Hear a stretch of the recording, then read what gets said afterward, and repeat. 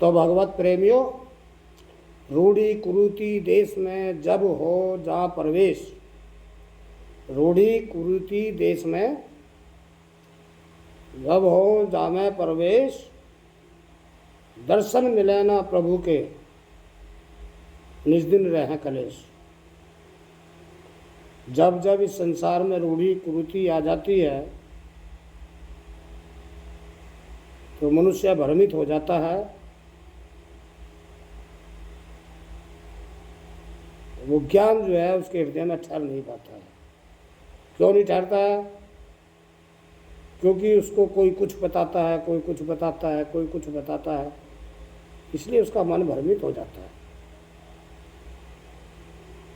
जैसे कि एक भजन में बताया है, कैसे हो कल्याण जगत में रूढ़ी अधिक बनाई, कैसे हो कल्याण जगत में रूढ़ी अधिक बनाई, भरम जाल में फिरा भटकता बुद्धि यूं भरमाई।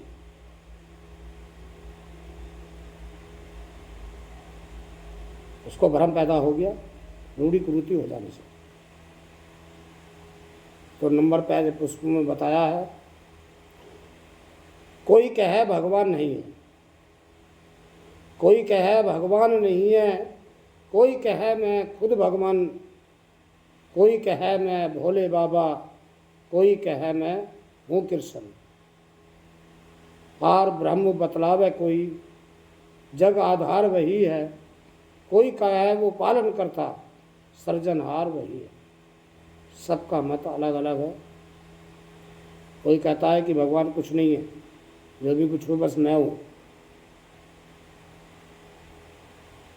कोई कहता है भगवान नहीं है, कोई कहे मैं खुद भगवान, और कोई यानी कि कहता है कि मैं खुद भगवान हूँ। कोई कहे मैं भोले बाबा, कोई कहे मैं हूँ कृष्ण, कोई कहता है कि मैं भगवान शिव का अवतारित हूँ, कोई कहता है कि मैं कृष्ण का अवतारित हूँ। और संसार में उन्होंने लोगों ने बिजनेस बना दी, दुकान चला दी, रूढ़ी फैला दी, समाज अंधा हो गया, तो अंधकूप में चले जा रहा है आदमी। भ्रम गया वो, सत्य को नहीं पहचान पा रहा। कोई कहे वो पालन करता, सृजनहार वही है। कोई कहता है जग का आधार है वो, कोई कहता है कि वो जगत का पालन करता है। कोई कहे सब झूठ बोलते, और कोई कहता है कि अरे सब ये झूठ बात बताते हैं, सब जितने धर्माचार्य हैं सब झूठ बात बताते हैं, इन्होंने किसी भगवान को नहीं देखा है, कहीं भगवान नहीं है, लोगों को भटकाने का काम रखा है। कोई कहे वो सब झूठ बोलते, वो देता नहीं दिखाई। अरे वो भगवान किसी को दिखाई नहीं देता है। भरम जाल में फिरा भटकता बुद्धि हो भरमाई।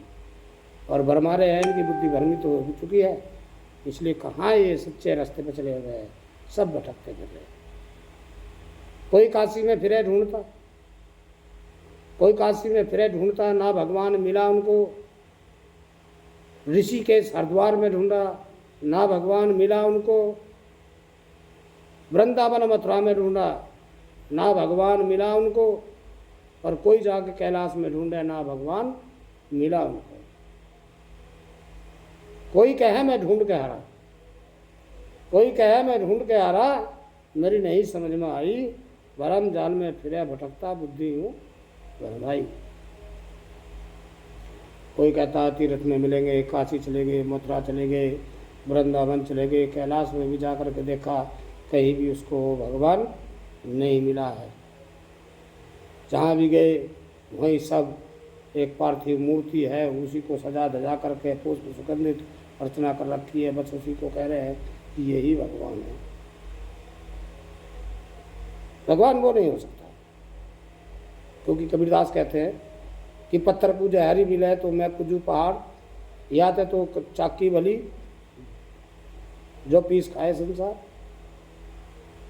प्रभु पार्थिव आप लोगों ने बना दिया, वेद में, शास्त्र में, पुराणों में कहीं भी किसी जगह ये नहीं लिखा है कि तुम मूर्ति पूजा करो।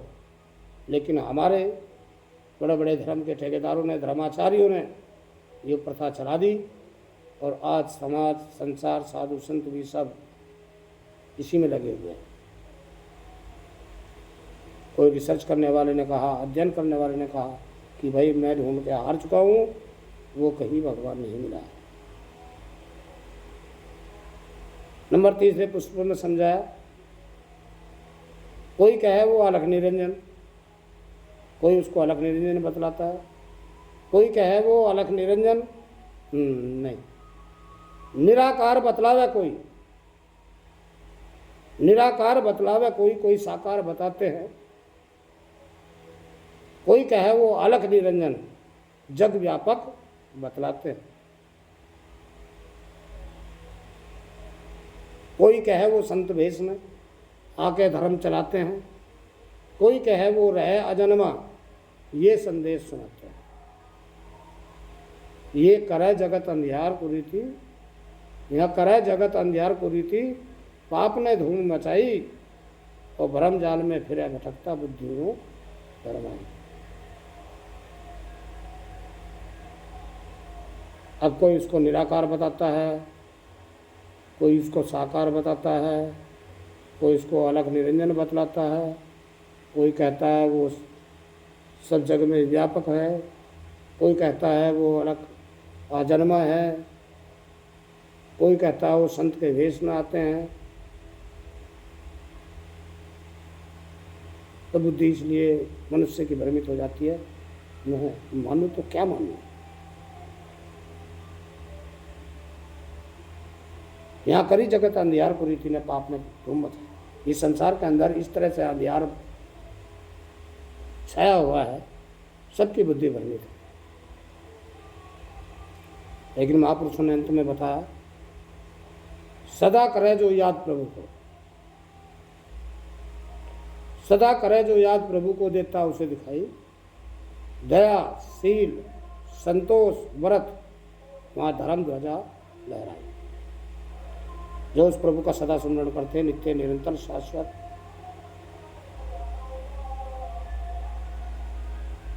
प्रभु उनको साक्षात्कार करा देता है।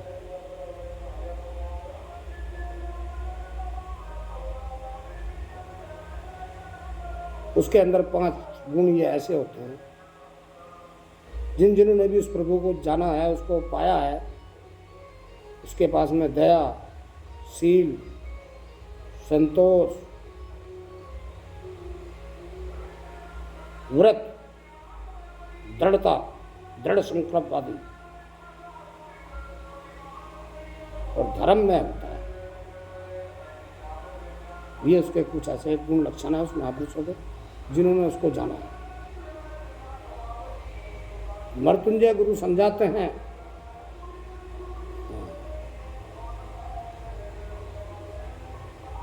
सदा करे जो याद प्रभु को देता उसे दिखाई, दया शील संतोष व्रत महा धर्म ध्वजा लहराई। मृत्युंजय गुरु समझाते हैं, मिले योग बिना भगवान नहीं, और गुरु मंत्र को जपले मकरंद, घटती इसमें शान नहीं।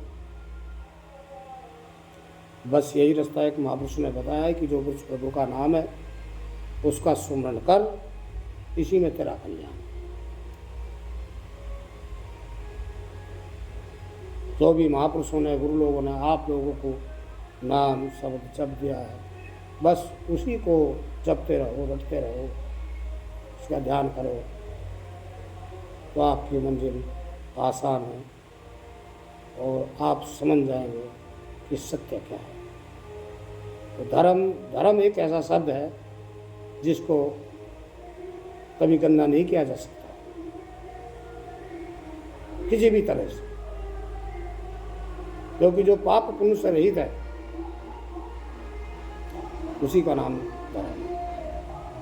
धर्म कहाँ, धर्म हमारे अपने आप में निहित रहता है, हमारे मन और इंद्रियों में निहित रहता है। भगवान ने हमें आँख बनाई है, इसका विषय है देखना।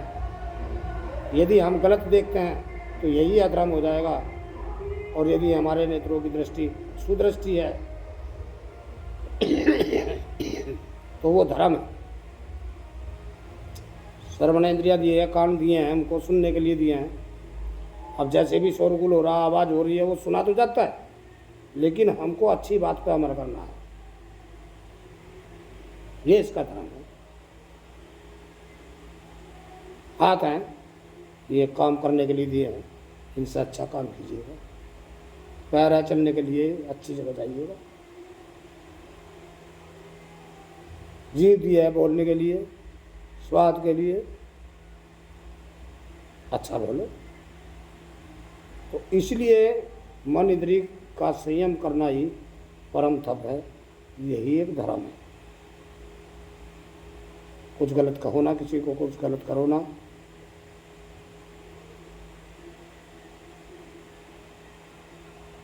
यही एक अच्छी बात है,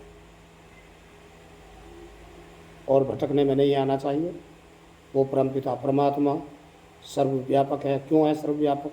क्योंकि उसकी गति विद्यमान है, कण कण में, जर्रे जर्रे में उसकी गति विद्यमान है। बिना उसकी गति के कुछ भी नहीं चल सकता। ये ब्रह्मांड उसकी गति से ही चल रहा है। ये हमारा शरीर, जो भी हम कुछ कर रहे हैं, सुन रहे हैं, देख रहे हैं, ये सब उसी की कृपा से हो रहा है, उसकी गति से ही हो रहा है। उसका ऐसा विज्ञान है कि उसका विज्ञान अनंत है, और उसको जानने वाले भी अनंत हो जाते हैं, पार नहीं पाया जा सकता। तो रिसर्च ने रिसर्च किया है, बताया गया कि इस शरीर के अंदर 72,72,10,202 नाड़ियाँ निर्मित हैं, जो इस सारे शरीर के अंदर फैली हुई हैं। और उसके बावजूद भी वो चेतना इस शरीर के अंदर ऐसे समाई हुई है कि हमको दिखाई भी नहीं देती। साइंस ने भी कोई ऐसी यंत्र नहीं बना पाया कि जो उसको देख सके। देखा है संतों ने, क्योंकि उन लोगों ने बहुत बहुत समय तक उसमें लीन रह करके शरीर को दीमक लग गई, और उन्होंने उस चेतना का साक्षात्कार है। तभी वो आप समाज के अंदर आकर के कहते हैं कि ये संसार जिसमें तुम कर रहे हो, माँ बाप थे, हैं, उन्होंने बस शादी करी, बच्चे पैदा करे, हैं, फिर संसार में कमाते खाते रहे, फिर उनके बच्चों की शादी होगी, फिर वे भी बाप बन गए। इसी तरह से ही तो संसार चलता ही रहेगा। लेकिन इस संसार चक्र में हमको ये दुख सुख का सागर है, इससे हमें बाहर निकलना है, हमें उस आनंद में जाना है। क्योंकि उस प्रभु का नाम है सच्चिदानंद, सत्य है, चेतन है, आनंद में। सुख दुख से भी ऊपर होता है आनंद। तो उस आनंद की प्राप्ति के बाद में इस संसार के अंदर बाकी कुछ ऐसा नहीं है जिसे वो चाहता हो। ओम नमो नारायण।